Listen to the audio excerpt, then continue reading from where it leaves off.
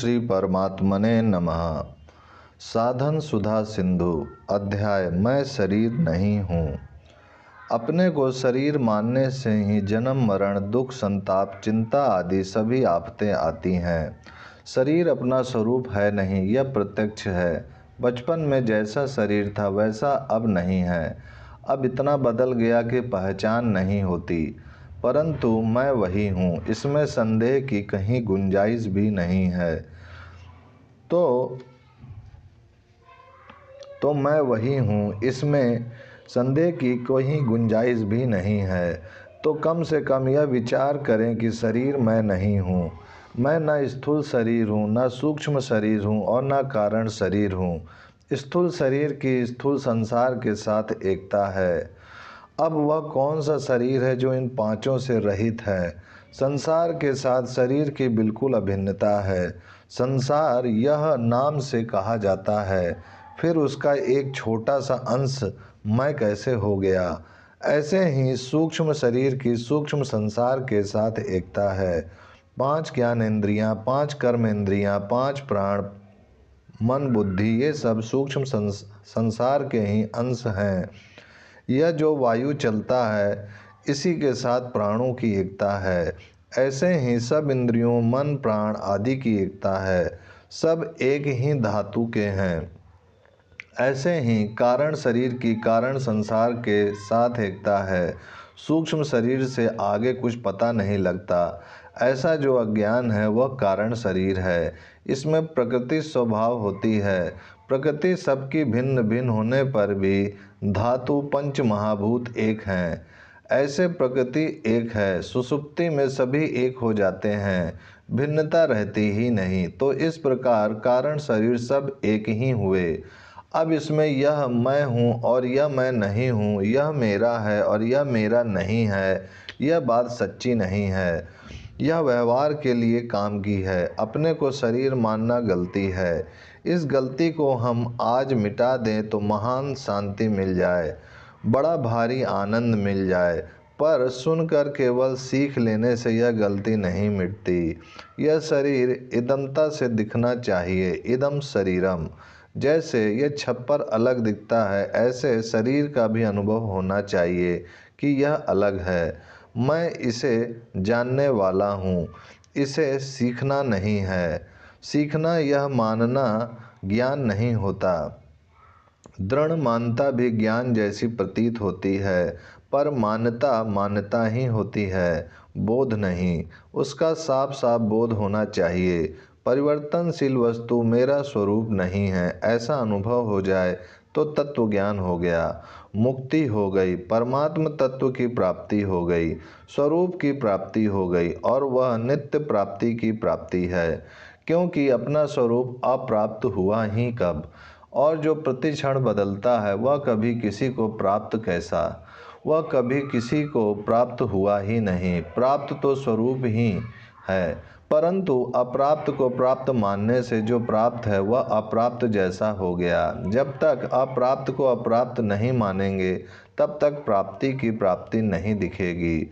सुनकर सीख लेने और मान लेने का नाम ज्ञान नहीं है। ज्ञान ऐसी चीज़ नहीं है। ज्ञान तो एकदम उसी क्षण होता है, उसमें अभ्यास नहीं है। अभ्यास करना उपासना है, उपासना उपासना ही है, बोध नहीं। शरीर मैं हूँ ऐसा दिखने पर बेचैनी हो जाए तो बोध हो जाएगा। जैसे नींद में पड़े हुए आदमी को सुई चुभाई जाए, तंग किया जाए तो चट नींद खुल जाती है। ऐसे ही अपने को शरीर मानने का दुख जलन पैदा हो जाए कि क्या करूं, कैसे करूं, यह अभ्यास कैसे मिटे? तो फिर यह मिट जाएगा। जो चीज़ मिटती है वह होती नहीं और जो चीज़ होती है वह मिटती नहीं। नास्तो विद्यते भावो, ना भावो विद्यते सतः। शरीर में मैंपन और मेरापन मिटता है तो मूल में है नहीं, यह पक्की बात है। सबसे पहले साधक को दृढ़ता के साथ यह मानना चाहिए कि शरीर मैं हूँ और यह मेरा है। यह बिल्कुल झूठी बात है। हमारी समझ में नहीं आया, बोध नहीं हो तो कोई बात नहीं, पर शरीर मैं नहीं हूँ और मेरा नहीं है, नहीं है, नहीं है, ऐसा पक्का विचार किया जाए। जोर लगाकर। जोर लगाने पर अनुभव नहीं होगा, तब वह व्याकुलता बेचैनी पैदा हो जाएगी, जिससे चट बोध हो जाएगा। शरीर मैं नहीं हूँ, इस बात में बुद्धि भले ही मत ठहरे। आप ठहर जाओ। बुद्धि ठहरना या नहीं ठहरना कोई बड़ी बात नहीं है। यह मैं नहीं हूँ, यह खास बात है। अहम ब्रह्मास्मि, मैं ब्रह्म हूँ, यह इतना जल्दी लाभदायक नहीं है जितना यह मैं नहीं हूँ यह लाभदायक है। दोनों तरह की उपासनाएं हैं, परंतु यह मैं नहीं हूँ इससे चट बोध होगा। लेकिन खूब विचार करके पहले यह तो निर्णय कर लो कि शरीर मैं और मेरा कभी नहीं हो सकता। ऐसा पक्का जोरदार विचार करने पर अनुभव नहीं होने से दुख होगा। उस दुख में एकदम शरीर से संबंध विच्छेद करने की ताकत है। वह दुख जितना तीव्र होगा उतनी ही जल्दी काम हो जाएगा। मैं क्या हूँ ऐसा विचार मत करो, इसमें मन बुद्धि साथ में रहेंगे। जड़ की सहायता के बिना मैं क्या हूँ ऐसा प्रश्न उठ ही नहीं सकता, और समाधान भी जड़ को साथ लिए बिना कर ही नहीं सकते। इसलिए जड़ की सहायता से जड़ की निवृत्ति एवं चिन्मयता की प्राप्ति नहीं होती, नहीं होती, नहीं होती। मैं चिन्मय हूँ, इसमें बुद्धि की सहायता है और अहंता भी साथ में रहेगी ही। पर यह जड़ मैं नहीं हूँ, नहीं हूँ, नहीं हूँ, तो इसमें जड़ता पर नहीं का जोर लगेगा। चिंतन भी जड़ता का है और निषेध भी जड़ता का है। तो जैसे झाड़ू और कूड़ा करकट एक धातु के हैं, और झाड़ू से कूड़ा करकट साफ करके झाड़ू भी बाहर फेंक दिया जाए तो साफ मकान पीछे रह जाएगा, उसके लिए उद्योग नहीं करना पड़ेगा। ऐसे ही जड़ता के द्वारा जड़ता की निवृत्ति करने पर ब्रह्म पीछे रह जाता है, उस ब्रह्म के लिए उद्योग नहीं करना पड़ता। बिना प्रकृति की सहायता लिए उद्योग होता ही नहीं। मैं यह नहीं हूँ, इसमें मैं और यह एक जाति के हैं। यह जो मैं है यह दो तरफ जाता है, एक मैं जड़ता की तरफ जाता है और एक मैं चेतनता की तरफ जाता है। चेतनता की तरफ मैं मानने से कि मैं चिन्मय हूँ, जड़ता का मैं मिटेगा नहीं, और जड़ता की तरफ मैं मानने से कि मैं यह नहीं हूँ स्वतः रहेगा। इसलिए साधक के लिए मैं यह हूँ की अपेक्षा मैं यह नहीं हूँ बहुत ज़्यादा उपयोगी है। मैंने दोनों तरह की बातें पढ़ी हैं और उन पर गहरा विचार किया है, इसलिए मैं अपनी धारणा कहता हूँ। आपको नहीं जचे तो आप जैसा चाहें करें, पर निषेधात्मक साधन से स्वरूप में स्थिति जितनी जल्दी होती है उतनी जल्दी विध्यात्मक साधन से नहीं होती। ऐसे ही दुर्गुण दुराचारों का त्याग किया जाए तो सद्गुण सदाचार जल्दी आएंगे।